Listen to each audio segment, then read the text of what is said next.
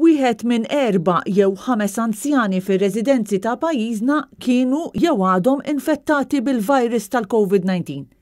Din iċ-ċifra inkwetanti tailna l-istess Ministru tal-Anzjani Michael Farrugia waqt attività fir-residenza San Vincenz de Paul. Fejn tidħol persentaġġ nista' ngħidlek, persentaġġ ta' persuni anzjani illi fil-fatt instabu pożittivi fid-djar tal-anzjani li qiegħda madwar 20-25% tal-anzjani illi instabu pożittivi.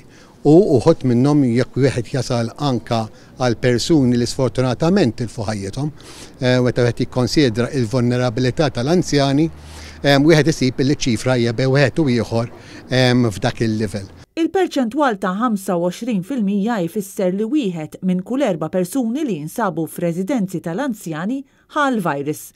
Bil-Ministru jindika li r-rata ta' mwiet imbagħad tirrifletti dawn iċ-ċifri. Din hija statistika inkwetanti mhux ftit, anke għaliex l-anzjani f'dawn ir-residenzi ilhom f'lockdown sa minn Marzu li għadda. 10 xhur ma jistgħux joħorġu u li fatt ta' anzjani qed ħalli effetti negattivi mhux biss fuq is-saħħa fiżika iżda anke dik mentali. Il-Ministru jgħid li sa 3 ta' Marzu l-anzjani kollha fir-residenzi kollha ikunu tlaqmu biż-żewġ dożi tal-vaċċin.